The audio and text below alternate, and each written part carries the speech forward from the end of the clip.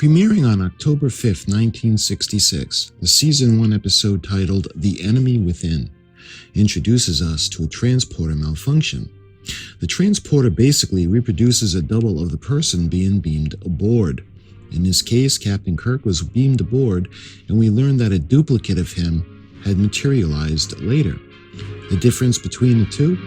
Well, one is good-hearted, caring, and rational. The other is brutal, ill-tempered, and quick to aggression. We learn that both have the knowledge of the ship and her crew. This episode's storyline is very similar to a classic piece of literature, Robert Louis Stevenson's Dr. Jekyll and Mr. Hyde. Dr. Henry Jekyll, who is mild-mannered and timid, begins searching for clues to man's nature, and he becomes Mr. Hyde. This story presents the classic struggle between good and evil, right and wrong. The continuing conflictions that we go through, trying to maintain a perfect balance between the two. It is also important to note that one cannot exist without the other, which adds to the struggle. This episode acknowledges that we all have a good side and a bad side that we must deal with and keep under control. This episode would have a couple of interesting firsts, which would go on to become iconic representations throughout the franchise. The first being when Mr. Spock and the good Captain Kirk were down in engineering searching for the evil Kirk. The writers had written for Mr. Spock to walk up behind the evil Kirk and hit him in the back of the head with the butt of his hand phaser. Leonard Nimoy, however, wanted something a little more advanced for the character to do, and he went behind William Shatner in a scene. He put his hand on the evil Kirk's shoulder and appeared to squeeze. Nimoy would later say in an interview that he wanted something special for the Spock character. He said that Spock would be above the crude violence and would have a special ability to render someone unconscious with a touch of the hand. Leonard Nimoy would discuss the plan with William Shatner before the scene so they both knew what to do. In an instant, the Vulcan neck pinch was born. William Shatner would flinch in pain and drop to the floor. The action turned out to be one of the most iconic abilities of Mr. Spock and the Vulcans. On a side note, Lieutenant Commander Data also knew how to use the Vulcan neck pinch and used it in Star Trek The Next Generation. Leonard Nimoy would later joke that he sometimes wished that he had actually the ability to do it, but he also said that that was his evil side talking. It is also worth noting that the opening scene in the episode, the hair of Captain Kirk and Mr. Sulu have their parts on the wrong side. Mr. Sulu's phaser would also jump from his left hip to his right hip. This is because the opening scene was spliced in backwards. Another interesting note is that neither Kirk or Sulu have the Starfleet insignia on either of their shirt uniforms. A very rushed production schedule working under the stress of a weekly program is to blame. There was also another iconic example that was a first in this episode. Dr. McCoy would be in the transporter room when he would first attempt to reunify the different halves of a dog-like creature. The transporter would duplicate a dog-like creature in a good version and a mean version, and modifications to the transporter were finished and a test subject was needed. They used the animal. Both were placed on a transporter platform, and when the test was over, one remained. When Dr. McCoy leaned down to examine it, he discovered that the creature had died. He turned to the captain and said, "It's dead, Jim." Of course, that would go on to be the iconic phrase of Dr. McCoy's "He's dead, Jim" phrase, a saying that would appear again and again through the series and the franchise, would become almost as iconic as Mr. Spock's neck pinch. On Stardate 1672.1, the Enterprise would be orbiting planet Alpha 177, while the landing party was collecting specimens. The surface of the planet's nighttime temperatures could plummet as much as 120 degrees below zero. Geological technician Fisher would slip off a rock formation and appear to hurt his hand. He would also be covered in a yellowish substance. Captain Kirk would order him to beam up to the Enterprise to get checked out in sickbay. While he was beaming up, Mr. Scott noticed a signal warning from the transporter panel. and after Fisher materialized, Mr. Scott ordered him to decontaminate his suit after noting that it was magnetic. Captain Kirk would then contact him to request beaming up, and after a quick check by Mr. Scott, everything appearing to be normal, he beamed up the captain. When Captain Kirk materialized, he appeared dizzy and disoriented. Mr. Scott walked him out, leaving the transporter room unattended. That is when the platform dematerialized, an exact replica of Captain Kirk. This one had an evil look on his face. The transporter had created a strange alter ego version of Captain Kirk, complete with the full knowledge of the ship and crew. After leaving the good Kirk, Mr. Scott would suggest he see Dr. McCoy. The captain would go to his quarters and lie down. The evil Kirk would head to sickbay. Dr. McCoy was treating Fisher's injured hand. He told the evil Kirk his hand was feeling better. After ignoring him, the evil Kirk grabbed Dr. McCoy by the back of the neck and demanded that he give him Saurian brandy. Dr. McCoy would notify Mr. Spock. He would visit the captain's quarters and ask if everything was okay, and he would inform the good Kirk what Dr. McCoy had told him about him demanding brandy and acting like a wild man. Deeming it as sort of a prank, Mr. Spock would excuse himself and leave.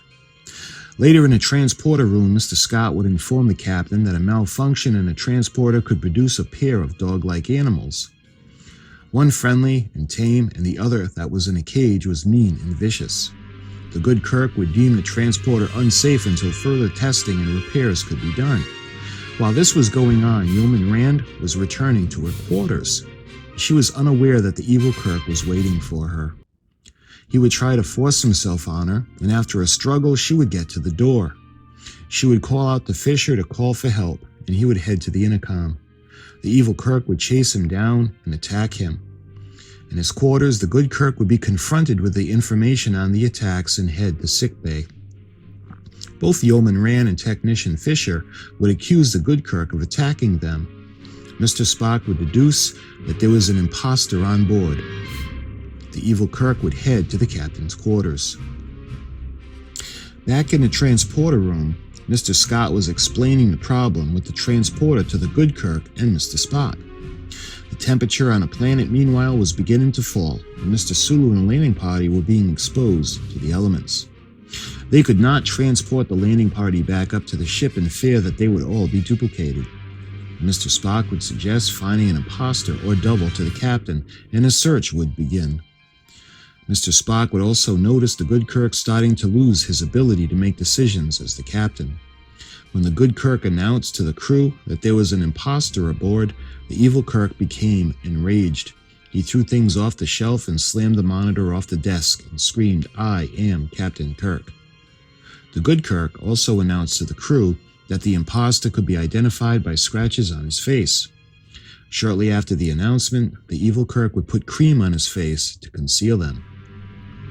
He would then attack crewman Wilson and take his hand phaser.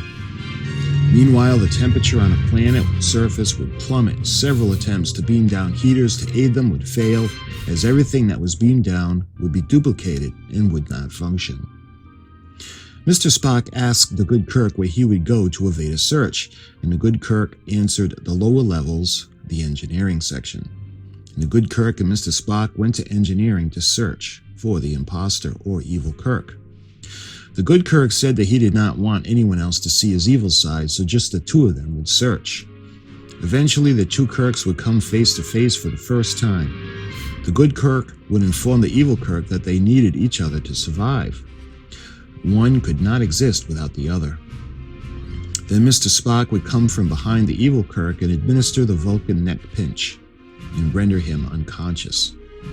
But in doing so, the evil Kirk would fire his phaser and destroy part of the transporter system. Mr. Scott would later inform the good Kirk that the main circuits had been burned through, and the abort control circuit was gone altogether. These issues just added to the problem of the already malfunctioning transporter system. While in sickbay, Mr. Spock observed that the good Kirk was rapidly losing his ability to command due to the fact that he relied heavily on his negative side for strength. While his negative side was strapped in bed, he would begin to panic, and Dr. McCoy informed the good Kirk that he was dying. The good Kirk would go and take the negative side's hand and give him encouragement to hang on and pull him through the incident. Mr. Spock would then inform the good Kirk of the possible repairs to the transporter system. While on the surface, Mr. Sulu and the landing party resorted to using hand phasers to heat the rocks for warmth. In a transporter room, Mr. Spock would suggest the testing of the repairs to the transporter.